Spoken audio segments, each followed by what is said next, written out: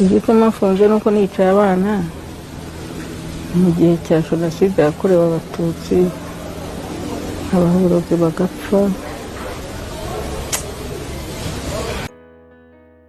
Ikintu tutazagera twibagirwa mu mateka yaranze u Rwanda kandi tuzahora twibuka ni jenoside yakorewe abatutsi mu mwaka w'1994, aho umwana yariraga nyina ntiyumve, igihugu cyuzuye amarira n'umuvu w'amaraso, imipanga n'uduhiri bivuza ubuhuha, ikiremwamuntu cyahinduwe inyamaswa, umuntu ahiga undi nk'uhiga urukwavu. Tega amatwi neza munyuriyemo muri makeya aho urwango rwavuye, kugira ngo mu Rwanda twisange turi mu marorerwa. Mbere y'ubukoloni, Hutu, Tutsi, Twa byari ibyiciro by'imibereho: abahinzi, aborozi n'abahigi.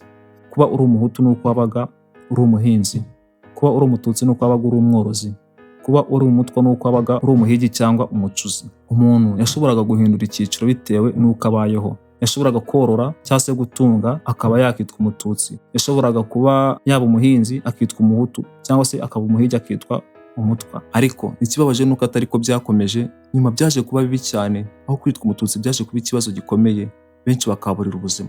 Kuva ku mwaka w'1930 kugeza ku mwaka w'1933, Ababiligi bashyizeho indangamuntu zerekana Hutu, Tutsi, Twa nk'amoko adahinduka. Ibi byabaye intwaro yo kubiba amacakubiri, bituma Abanyarwanda batangira kwitwa amazina nk'aho ari amoko y'amaraso. Mu mwaka w'1959 hatangiye kumeneshwa Abatutsi ku mugaragaro, benshi baricwa, abandi barameneshwa bahungira mu bihugu by'abaturanyi. Ibi byabaye intangiriro y'ubuhunzi bw'Abatutsi mu bihugu nka Uganda, Tanzania na Zaire, ndetse n'ahandi hose bashoboraga guhungira. Mu mwaka w'1973 habaye ubundi bwicanyi n'itotezwa. Abatutsi birukanwa mu mashuri n'akazi, ubuzima bwabo burushaho kuba bubi cyane. Kuva ku mwaka w'1990 kugeza ku mwaka w'1994, urwango rwashyizwe ku mugaragaro binyuze mu itangazamakuru nka RTLM na Kangura. Abantu bigishwa ko Abatutsi ari abanzi, ko bagomba kurimburwa. Tariki ya 6 Mata 1994, ihanurwa ry'indege ya Perezida Habyarimana ryabaye imbarutso ya jenoside. Ako kanya interahamwe zatangiye gushyira bariyeri ku mihanda. Bariyeri zari zigizwe n'ibiti, amabuye, imipanga, zigashyirwaho abantu bafite intwaro.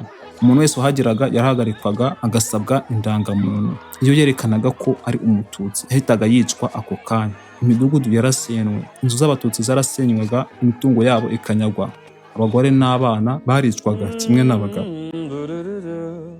Umunsi wa mbere nisha abantu 14, umunsi wa kabiri nica 3, umunsi wa gatatu ni 10, umunsi wa kane ni uriya mudamu wacitse akaboko nari nasize namwishe, ninjye wamutemye kari akaboko mutemana hano.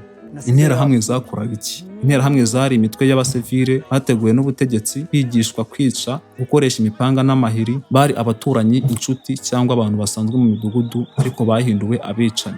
Iminsi 100 gusa Abatutsi barishwe ku bwinshi, igihugu cyuzura amarira n'umuvu w'amaraso. Insengero, amashuri, ahantu hose hizewe bihinduka ahantu h'ubwicanyi. Mu mwaka w'1987 Inkotanyi zishyize hamwe i Kampala, Uganda, hashingwa FPR Inkotanyi. Mu mwaka w'1990 Inkotanyi zatangije urugamba rwo kubohora igihugu zivuye muri Uganda. Urugamba rwari rugoye, ariko rugamije gucyura impunzi no guhindura ubutegetsi bw'irondakoko. Nyakanga 1994 Inkotanyi zigarura Kigali, zihagarika jenoside.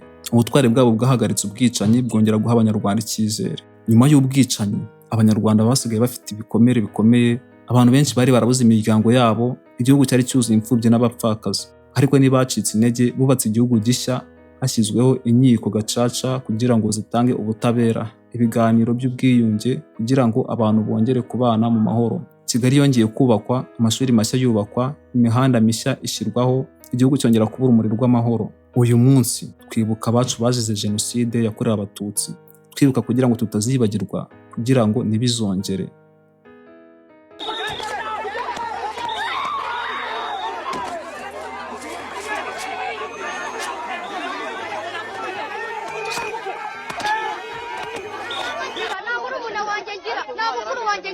Uyu nguyu niwe wacu twari duturanye muhira.